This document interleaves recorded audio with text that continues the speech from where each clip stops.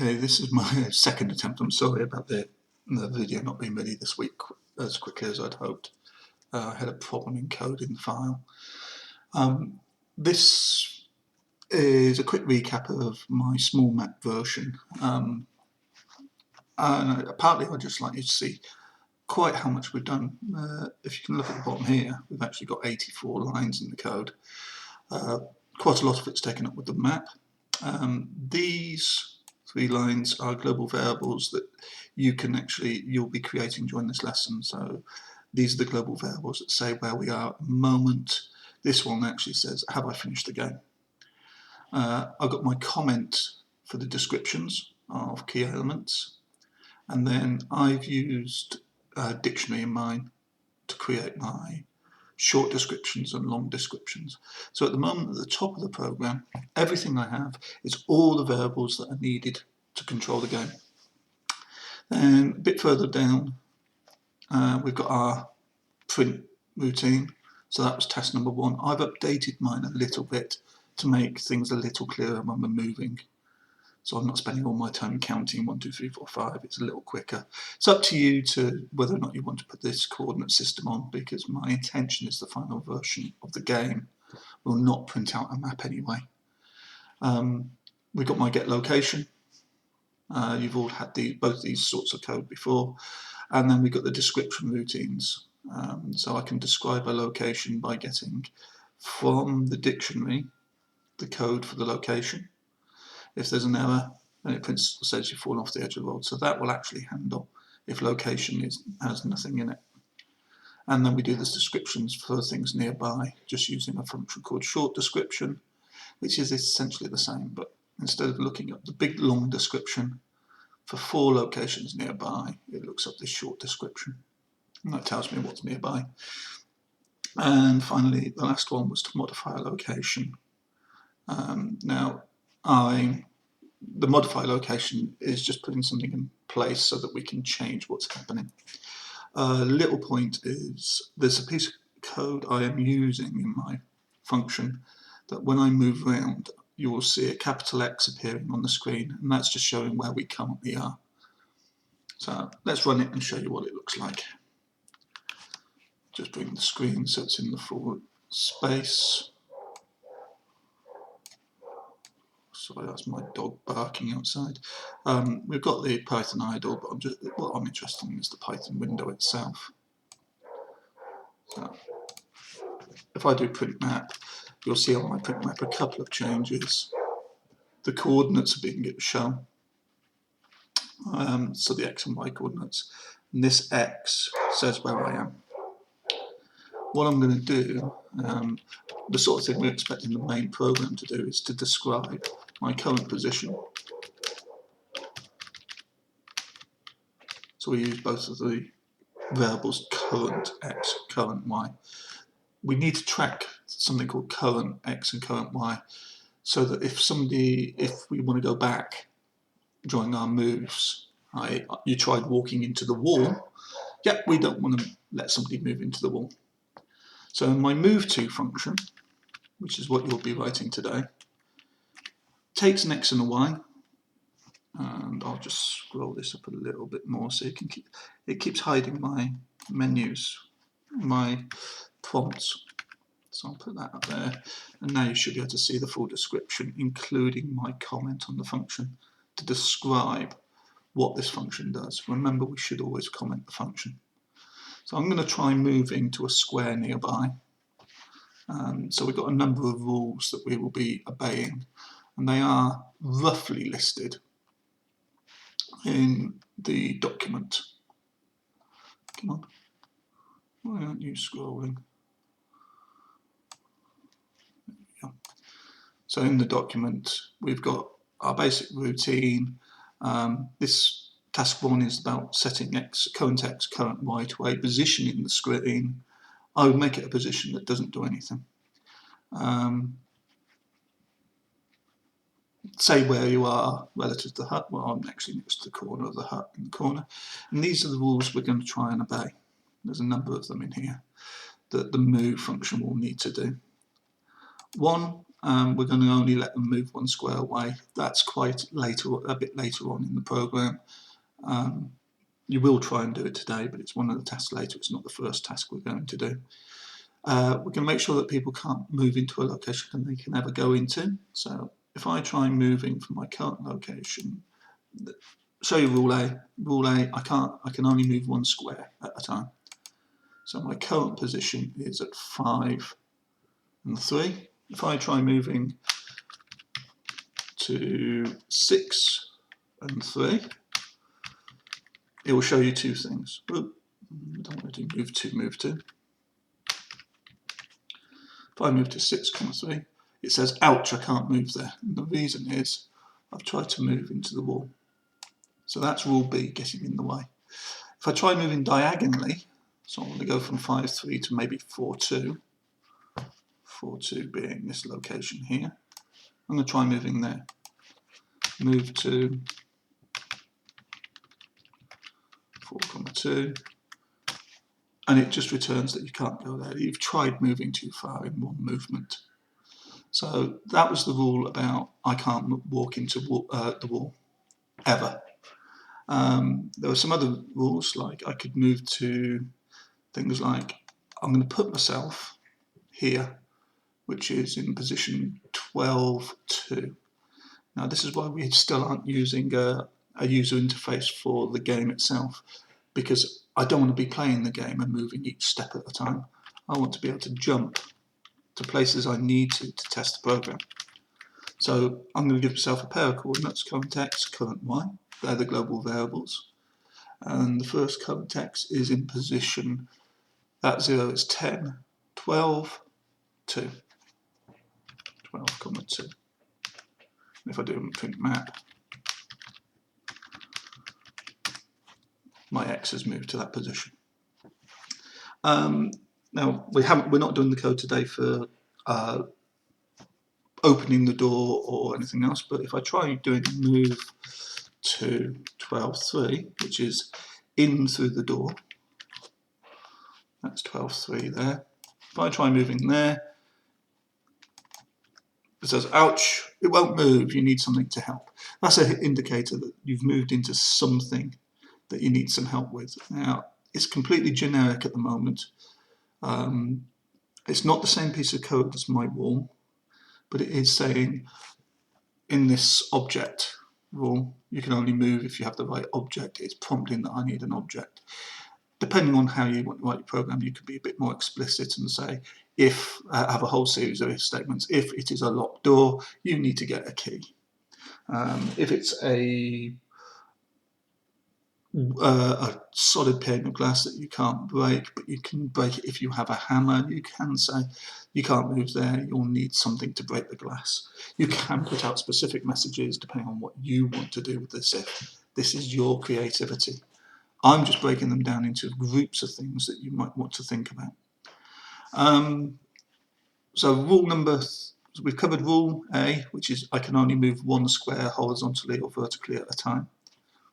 If you can't quite get that to work, I don't mind if you move diagonally. Grade A people should be looking for that to be just 1 square horizontal or vertical. I can't move into a location ever. That was breaking into the wall. Can only move if you have the right object. That's what I've just done with this door. I've got my bridge there, so I could move to, notice I'm back at 12.2, so I'm going to now move to 12.1, which is trying to walk onto this hat, which is the bridge. If I print the map, I'm now printing the X. Now, the way I've written this to work is it's not replacing the character. It's only my print routine puts the X where it needs to be. It doesn't change the location at all. So if I do a describe for my current X and Y, it should tell me all about being on a bridge. So you're standing on a footbridge, you look over the side at the bouncing, frothing waters below. Nearby is meadow. So that's the 2 blanks, one above, one below. Meadow. And either side of me are 2 bits of river. Okay. If I try jumping into the river, let's try move to position number 12-1. Not 12-1, 13-1, sorry. So I'm going to jump into the river on the bottom side. It turns around and says, the river wraps around you and you're tossed in energetic waters as it moves you with the flow. You fight the turbid waters, I need to put a space in there, and manage to make it back to the bank. Now, the simplest version of this will put you back where you came from. That's handy for most people because if you've got lots of water and then different lots, being able to say always go to this location could cause a problem. So if I've got water down here and I jump in the water and it says go to this corner of the river to get out, I might have a problem. My program may not work properly. So the default one is to try and put you back out where you were. You can try deciding there's a flow to the river, like the river flows from left to right. And you could try writing a routine that will keep trying a next location until you're not in the water anymore and put you there. Okay, so you could actually write a routine that would, you jump in the water here, then inside this move code, it turns around and says, well, okay, we'll move down, and now I'm into a place where I don't need to be. My problem with that would be if I'm jump into this piece of water, which I just tried, and I move right, I'm now trying to hit a space which is not in my map. And that would actually cause me a problem. I'd have to work out what do I do now if I've fallen off the edge of the world. Okay, so there are a few things to consider there, but these are problems to solve, and it's your game. I'm quite happy as long as your game just spits you back out where you were. Couple of things like something similar to this, but this is a character interaction. Again, I'm going to jump by resetting my current position. So notice I don't have to keep playing the game. I'm going to jump back to a position here, which is 11-2. And that's right next to the troll. Okay, so next to the troll, if I do the describe, it should tell me I'm inside my meadow with walls near me, river, and the weird part is the indicator that there's a troll nearby. There's a hut wall, there's river, there's meadow, meadow with a dank smell, and further meadows. So this is the indicator that there might be something weird about the meadow in one direction. Let's see what happens when I go to him. So I'm going to move to, and my troll or goblin is at 10-2. And I've just suddenly been jumped to 0-0. So within there, we're going to talk about interactions in a while with in another lesson with characters. So what's happened with this is the troll or the goblin is going to do some various bits and pieces to me. He's going to beat me up. He's going to steal my gold, and he drags me off near his lair. Now I come to, and I'm able to escape from the tree area. So if I describe where I am covered around by trees.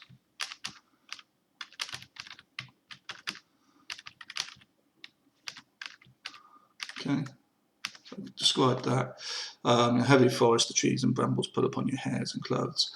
Now, one action within my for loop, which again I'm not processing at the moment because we're not talking about doing it, but one of the last things is if I'm allowed to make the movement or I'm in a location, I can get that location and update the costs and credits of that movement. So if I'm in deep trees, they're cutting at me, my energies are going to be dwindled quicker. So instead of taking 1 life point for a move, I could take 15 because it's harder work. We'll talk about options on those as we talk about other things we can count, because we're getting quite close to the point where it's up to you how to process the further information. There's a few bits left for me to do. with you on this. So we've encountered a non-playable character. That was the troll. We haven't done the goal is reached yet, and I'll show you how that works in a minute. And we apply costs and credits for the movement.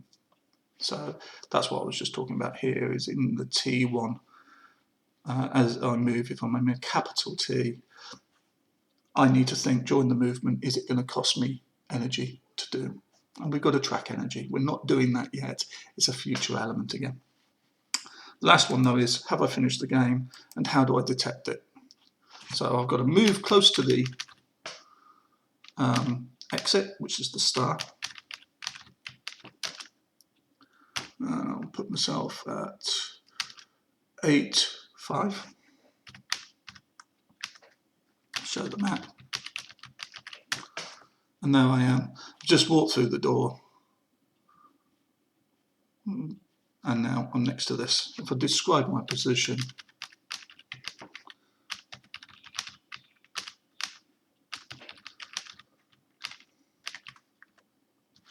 I'm inside the hut, standing on the wooden floor. And it's gentle air echo. We've got hut wall, hut north. We've got echoing floor near us. So that's indicated that the trapdoor's there. And we're next to the heavy wooden door that's open. Now if I try doing a move to the star, which is going to be at 7, 5.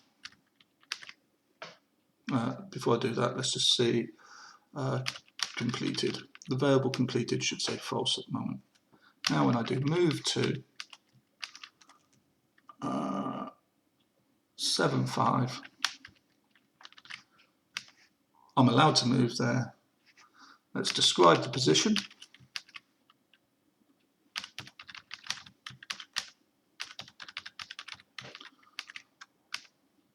The hut wall, the hut wall, the hut. But it says you have successfully left the strange world. But how do I know I've finished? I look at the variable completed now.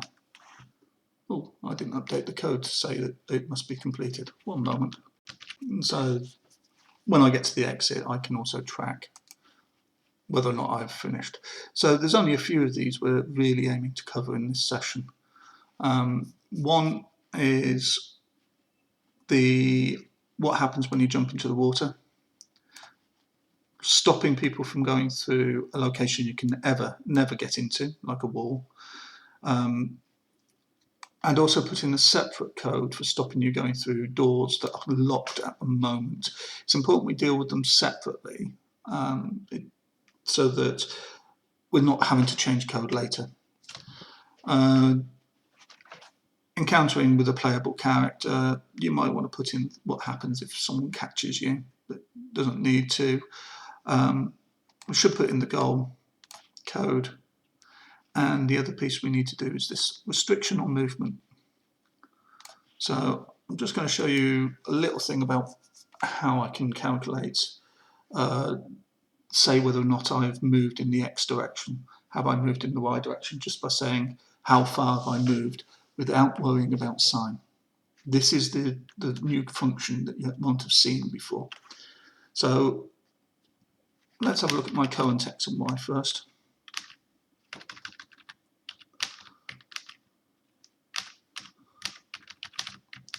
Current X and current Y are 7 and 5. I'm going to set X and Y to being 2 places away, so it's 6 and 4.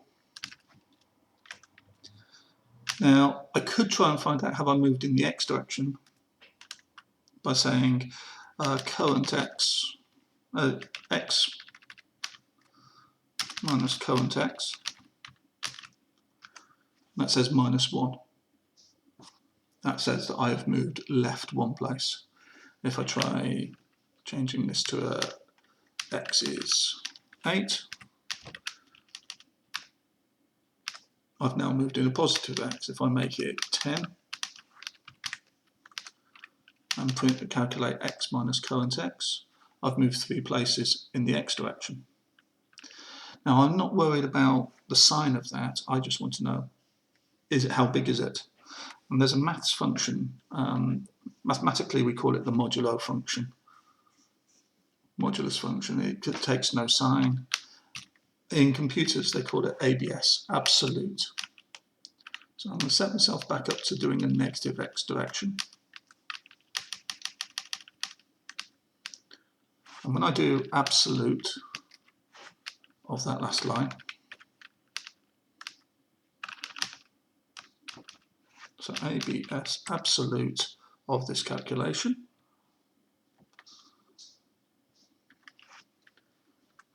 it now says that the absolute distance moved was 1. So you might actually be able to combine the two things together so that you can say how far somebody moved in each direction at the same time. And if it's more than 1, you can stop somebody from moving. This is basically the calculation needed in an if statement. So if we say, go back up to the one which created 3, and this x, current x, I've gone too far. The sort of thing that we're looking for is if x minus current x is greater than 1, so have I moved more than 1 square? Print, nope, else, and notice the else needs to be right over to the left hand side, print, okay. And this one says nope. If I make it 6, 4,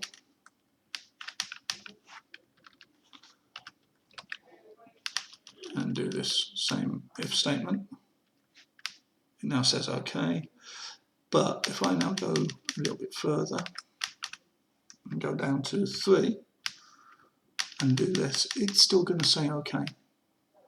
I've moved further. I've actually moved 4 spaces. So this is where the absolute in my if statement would be useful. If I put absolute around that calculation, oops, and then press OK. It's now saying that I've moved too far. My current x and y is 7, 5, and the x, y I was trying to move to was 3, 4. So you can combine these together to stop you moving too far in the x and y direction, and that's the section towards the end where you're doing part A. So number 7, make sure that we don't go anywhere we shouldn't. Now, the way I've left this is if you've coded this correctly in the get location that it returns none, the program will allow you to move locations outside if something appear outside the map, you can move, but it just won't do anything. Okay, so you can keep running it without too many errors. This was the purpose of using functions get location. That's it. Hopefully that's enough to help you with this task.